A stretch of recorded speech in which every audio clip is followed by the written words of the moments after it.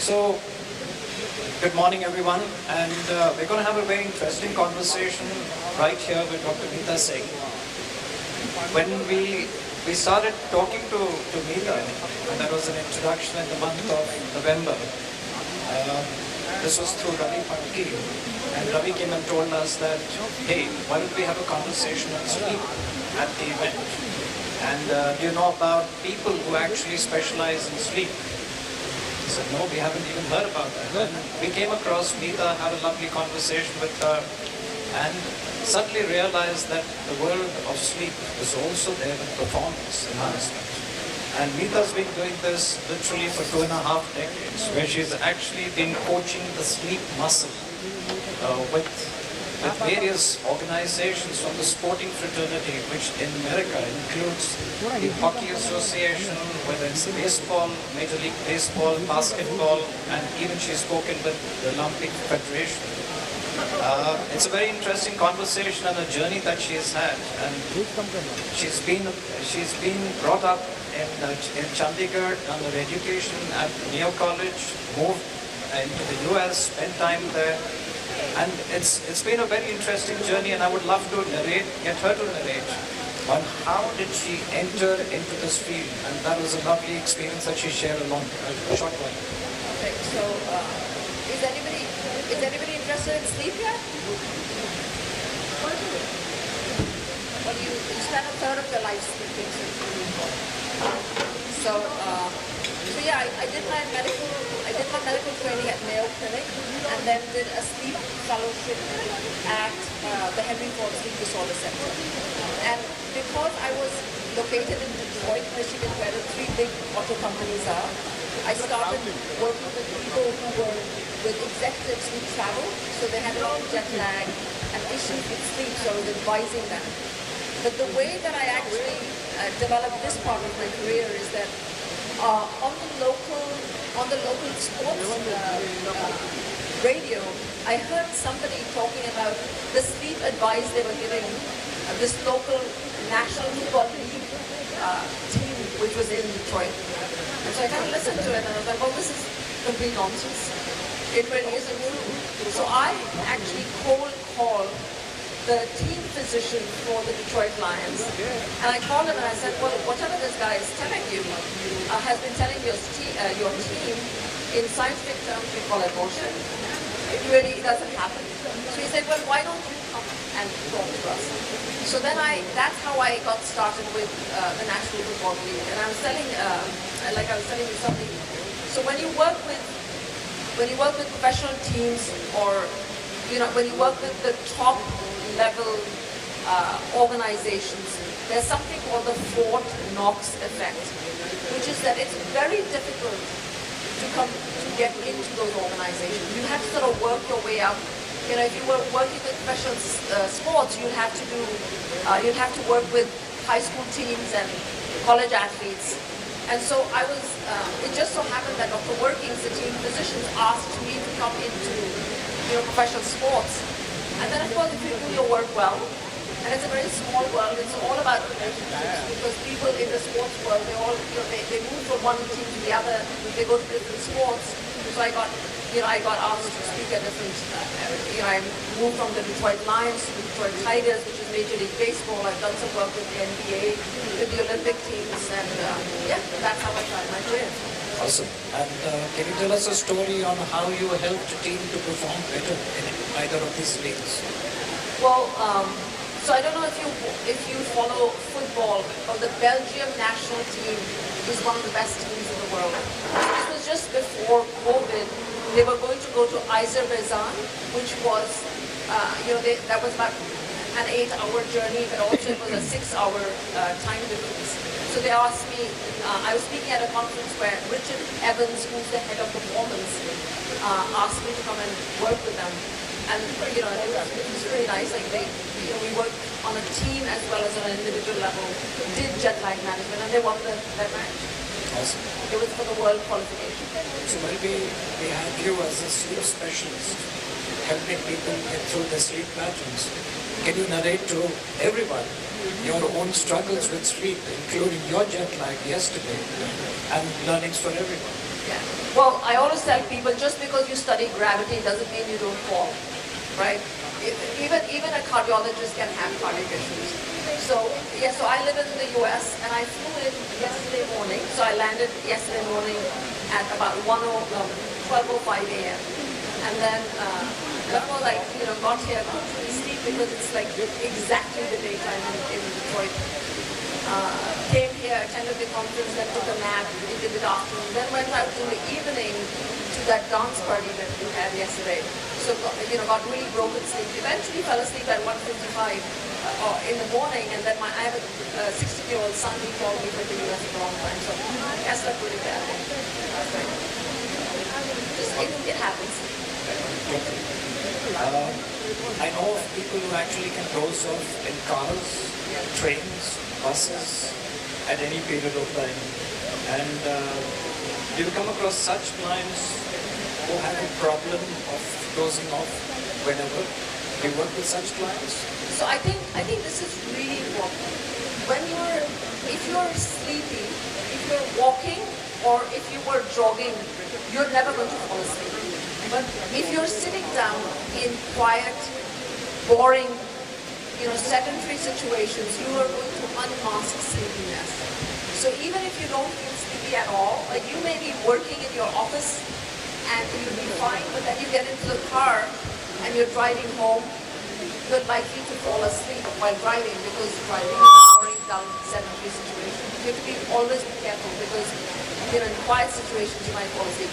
But our talk is at 3 o'clock today or 3:20. I bet you there will be doing the And I think there are two conversations that we can have here. It's about advice. Now let's take your advice to yourself from a pre-pandemic era to pandemic. So what is advice would you give yourself from a pre-pandemic era on sleep? Well, I think that pre-pandemic, I was constantly traveling. I have a very successful career. So I was traveling and sort of on the track, like the rat race, doing that a lot. And then of course, during COVID, everything kind of slowed down. I did get to spend a lot of time with my teenage kids. But during the pandemic, I think a lot of people got more sleep because they were working either from home or they could sleep according to their biological clocks. So, I know I'll not come back to the answer that you were actually asking. So I think that my advice to myself would at that point would have been to slow down, because when you kind of slow down, you actually produce better work, and that was absolutely important, kind of key for me. Excellent. And maybe one question again on your career. It's a very unusual career path, and when you grew up at that time, I'm sure everybody wanted somebody to be a doctor or an engineer, but I've never come across anybody about 2.5 decades ago saying that, hey, I want to be a sleep specialist. What prompted you to get into that career? So the science of sleep is only about 50 years old. People start, of course, you've been sleeping for millions of years. In fact, the one behavior that has sustained during evolution is sleep. So almost every organism does sleep. So that's number one. But the science was about 50 years ago they started. But the sleep medicine as a fellowship came about only about 35 years ago. And in fact, even today in medical school or in a residency, they don't really talk about sleep very much. And I was doing my final year I'm a psychiatrist, and I was doing a psychiatry training when I discovered, I thought I'd do sleep medicine because I thought it would be not much work, so I was trying to be lazy. But sleep is so interesting, it's very mysterious, and people always want to find out more about it. So that's how I wanted to decide to go into it. Awesome. I'm going to throw it open for people in the audience to ask questions, if any. Anshita?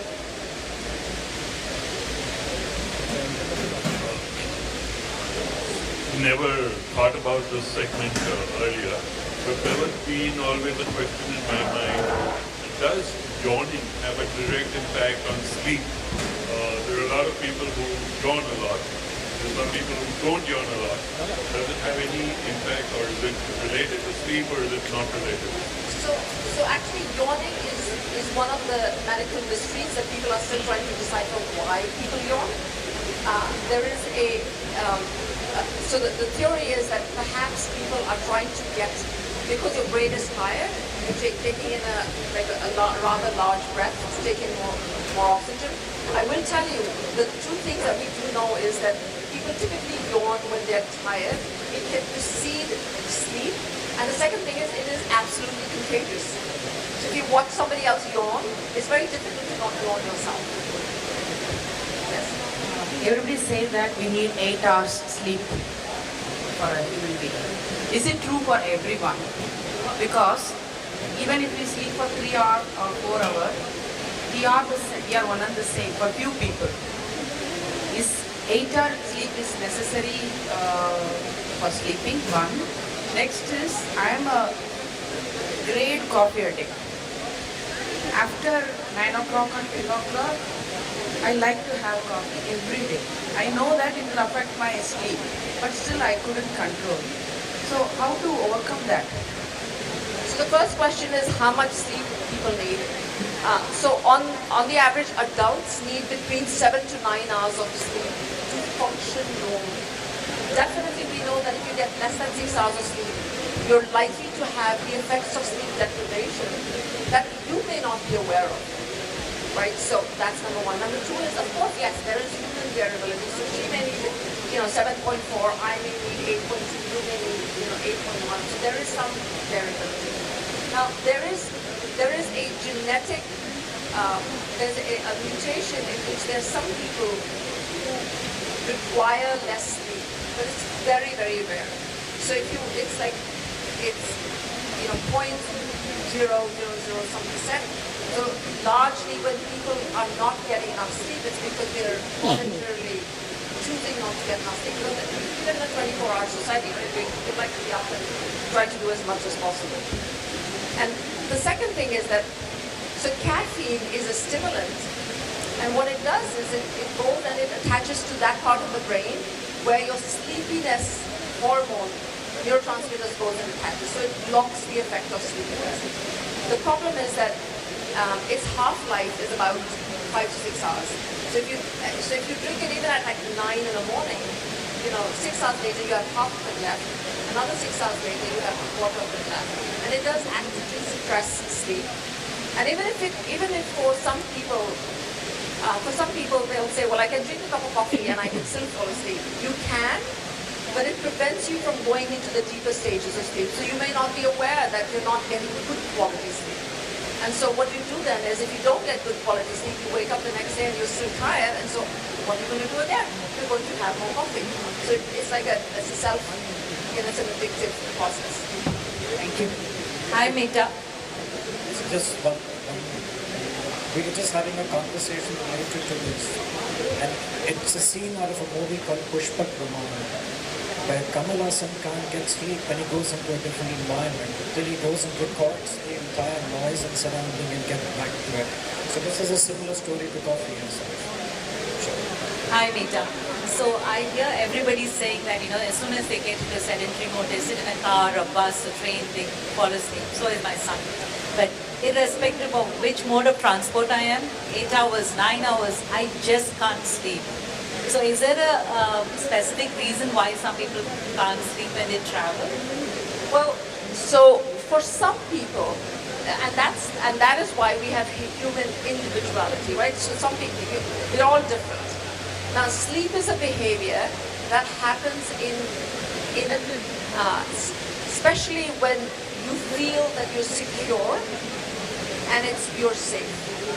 So if you were out in the jungle and if you were at a new place, parts of your brain might still stay a little awake because you're hypervigilant, because you might be in danger, right? So for some people, whenever you're in a new environment or you're traveling, if you don't feel completely safe, you have difficulty falling asleep. That's just what it means. It's rather simple.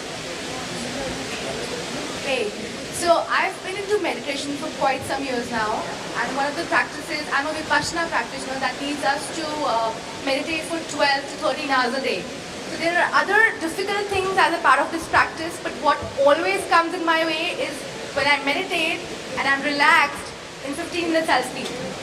And as a part of that practice, we have to meditate for hours together, and I'm just sleeping. So is there like a relation between the relaxation coming out of meditation and sleep? And the second question is, do I fight it and then struggle to meditate, or I should just sleep? Well, I have to say, so that's a good question. You always want to prioritize sleep. And I tell people, if you sleep deprive yourself and you then meditate, you're going to catch up with that sleep during your meditation. And that's what's happening, right? You kind of fall asleep. So you're really not meditating much at all. So you really do want to, sleepiness is really, it's really surreptitious that it can catch up to you. Again in quiet positions. So that's what happens in your case. You want to prioritize sleep so that you can have good meditations. Yes. There are many theories around power nap. So I just wanted to have your views in terms of the benefits, if there are any benefits of a quick power nap. Napping is one of my favorite subjects. So if you don't get enough sleep at night, you can absolutely make up for it. So when I said adults need about 7 to 9 hours of sleep to function well, you should get majority of that sleep at night, but you could play catch up during the day. And in fact, that's what they do in siesta culture, which people used to do here all the time until it fell out of perhaps kind of look down upon it. So a nap, there are 3 things about a nap, right? The first is the duration. So a power nap is like between 15 to maybe 25 minutes. You fall into really light sleep, and it's really refreshing. It will give you enough energy for the next 4 hours or so. And then, if you sleep for about 35 minutes, you have a little bit of stage 2 sleep, which is slightly deeper, still light sleep. And then if you slept for about 90 to 120 minutes, that's a full sleep cycle. So that's what most like NBA players or the NHL players do, because they don't get enough sleep at night. The best time for a nap is in the mid-afternoon when you're typically sleeping. And I want to tell you a story about how the word power nap came around. So in the 80s, in the 80s and 90s, what they realized is that when astronauts went into space, they were very fatigued and very sleepy, because in space, there's in 124 hours, there are 60 sunrises and sunsets, 16 or 17. So they were absolutely out of sync. So they called Harvard, and I think Kent School. So they called a few sleep specialists and asked them to find solutions for it. And so these sleep scientists, they looked at their data and said, well, the best way you can tell they can feel more refreshed is if they take naps. And so the scientific committee said, well, we can't tell these macho men that you have to take naps to feel better. They said, well, how about if you call it a power nap? You'll be able to sell it that to them. We have time for one question. So in India there is this huge connection between conscience and having a good night's sleep. So is there a direct scientific connection too? Conscious. So people say that if your conscience is clear, you have a good night's sleep. So do you have a scientific connection to it? Yes, actually there is. So what happens is that anything that weighs on your mind, that is stressful to you, whether it's guilt or anger, or a bad relationship that you might have had, or unresolved issues, they can weigh on your mind and they will prevent you from falling asleep. So yeah. So there are disruptions happening within almost 24 hours of our life. Yes. So this 8 hours of sleep there's not much disruption happening there. You feel that there could be some innovations coming here through also. Is there a question there? So there are disruptions, and everything in 16 hours of our life where we are alive, where we are actually awake, has changed. but this 8 hours sleep has almost remained the same. Yes. So there could be disruption here also, the way we sleep, or Yes. Well, so think about, if you guys work with computers a lot, if with any sort of machine, if a machine is running, for it to function well, it needs to rest. Otherwise, it's going to run itself to ground. That's exactly how your brain functions. So when you're asleep, even though from outside it looks like you're doing nothing, your brain is pretty active and it's actively recovering. So it prepares you for the next day. So sleep serves an absolutely vital function. And what's happening nowadays is because people are so busy and because they have smartphones and they live in a 24-hour society, it does impinge upon sleep, which is why sleep has become such an issue, because it causes major health issues when you don't get it. Excellent. I was waiting for a question to come, I think from this side of the audience, which didn't come, was about dark circles under the eye. And the second question which didn't come from the audience was all about lullabies that we sing to our babies. And, and the third one was also about, sleeps like a baby. And babies don't sleep very well. So we'll have that extended conversation with Meeta. A round of applause to her. And thank you so much for being a patient audience and asking questions. Thank you so much. Thank you, everybody. For more interesting content, like, comment and subscribe to our NASSCOM YouTube channel.